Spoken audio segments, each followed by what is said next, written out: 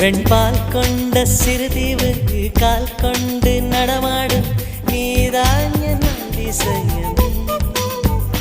உலகில் ஏழல்ல அதிசயங்கள் வாய் பேசும் பூவே நீ எட்டாவது அதிசயமே.